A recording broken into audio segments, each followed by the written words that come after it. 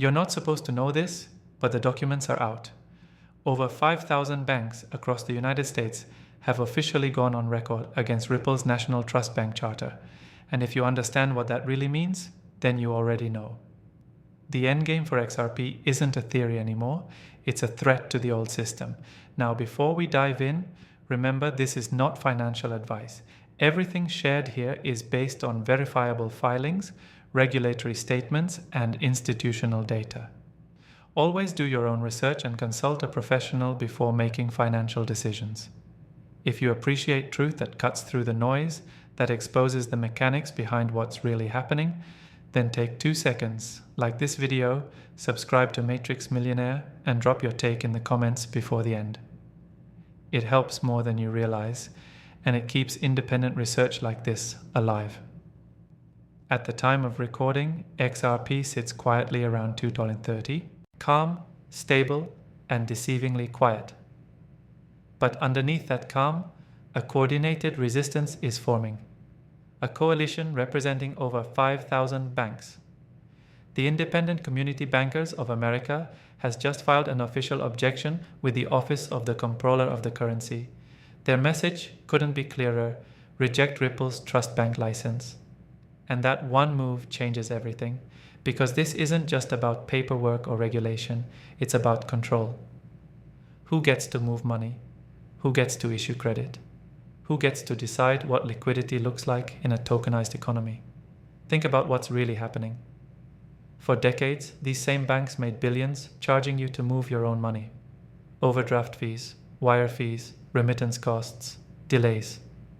The system thrived on friction, but Ripple's technology removes that friction entirely. Instant settlement, transparent liquidity, real-time value transfer. That's not a threat to the crypto industry. That's a threat to the entire banking model itself. That's why they're terrified. Ripple isn't asking permission to join the system. It's building the replacement for it. And that's exactly what this coordinated opposition proves. When thousands of banks start filing formal objections, it's not coincidence, it's defense. The legacy financial world sees what's coming. XRP is not just competing with them, it's rewriting the plumbing underneath them. Now here's where the story takes a turn. Because while banks are fighting to slow Ripple down, regulators have quietly opened the door for digital asset integration. The OC, FDIC, and Federal Reserve have all given the green light for banks to custody, trade, and settle crypto assets directly. The contradiction is glaring. Regulators are saying, go. But the old guard is still screaming, stop. That means one thing: we've hit the inflection point. The walls are closing in on the traditional system, and every institution now has to choose, evolve, or be replaced. The louder the panic gets, the clearer the signal becomes, because you don't see 5,000 banks coordinate unless something bigger is at stake. This isn't about protecting customers, it's about protecting control. Ripple's National Trust Bank application is simple on paper. A legal framework to custody digital assets, issue stablecoins like RLUSD, and provide institutional-grade liquidity services. But underneath that charter is a blueprint for total settlement independence. It means a company could move value globally without clearing through legacy intermediaries. It means overnight settlement without correspondent banks or nostro accounts. And to a traditional banker, that's existential. That's why the ICBA is screaming for the OC to block Ripple's charter. Because the moment Ripple becomes a licensed trust bank, the game board changes. Stablecoin issuance backed by transparent reserves. Cross-border payments that bypass SWIFT. Tokenized treasury flows that settle instantly. The friction that's kept old money powerful disappears, and so do the profits that came with it. But notice what's happening in parallel. The same regulators the ICBA is lobbying, the OC, FDIC, and Federal Reserve, have all quietly authorized banks to handle crypto custody and trading. That contradiction isn't an accident. It's the turning of the tide. Regulators know tokenized liquidity is inevitable. The banks know it too. That's why they're panicking. And in the background, while the giants fight, the data tells a different story.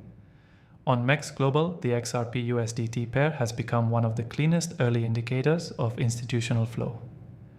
Look closely at the tape, the order depth, the liquidity surges, the resting bids that appear in tight clusters. That's not retail behavior. Those are liquidity desks stress testing depth before new corridors go live. MEXI is the rehearsal stage for what the legacy system is trying to suppress. Transparent global liquidity moving in real time. Every pattern points to the same conclusion. Supply is tightening, utility demand is awakening, and the resistance from legacy finance is proof, not warning. The harder they push back, the closer we are to the breakthrough. Because disruption doesn't start when the system gives permission. It starts when the system feels threatened enough to fight back. Ripple's opponents don't understand the math. Even if every one of those 5,000 banks blocked the charter, it wouldn't stop the network effect already unfolding.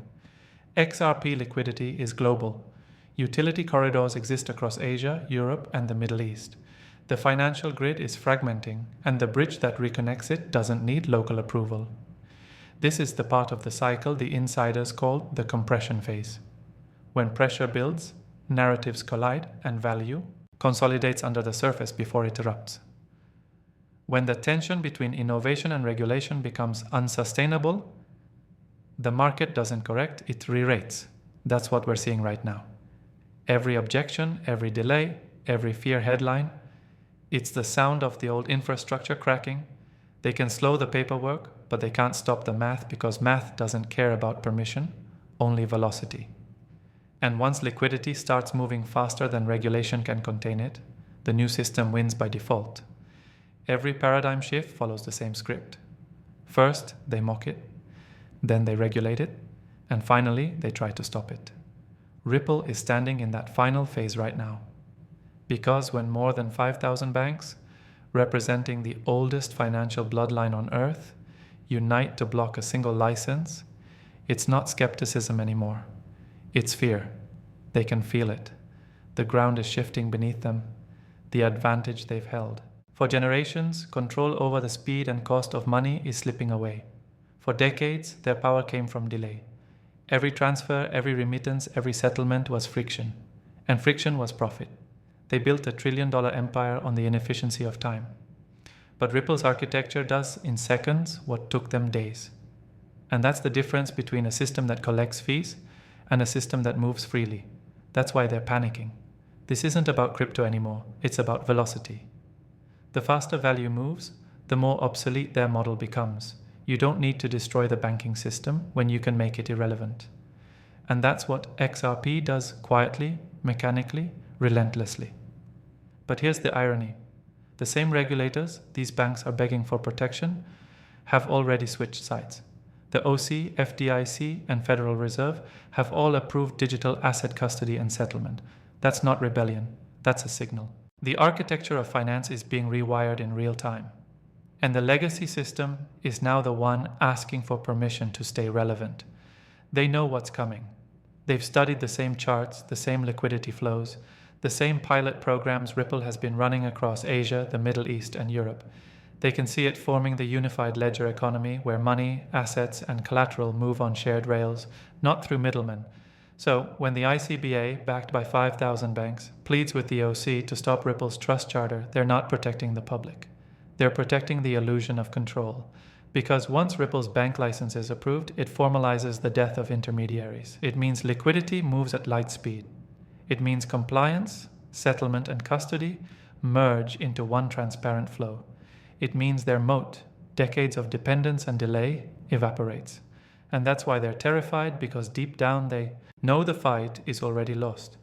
You can't stop a system that's faster, cheaper, and smarter than the one you're defending. You can only delay the moment the world notices. This is the psychology of collapse. The empire never admits defeat. It simply rebrands surrender as innovation. The same banks fighting Ripple today will one day market XRP-enabled rails as their own breakthrough. And the same headlines calling it risky now will later pretend it was obvious all along. History always rewrites itself for the winners, and innovation always wins. What's happening right now isn't chaos. It's the final stage of transition, from opacity to transparency, from centralization to flow, from control to code. And the bridge asset that enables that transition is already here. Not theory, not test, live, active, expanding. So if you're watching this, understand what that means.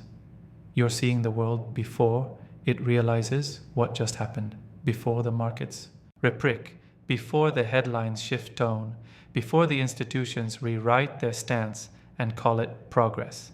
This isn't about luck, it's about awareness. You're either on the inside of the bridge or you're standing on the wrong shore when it activates.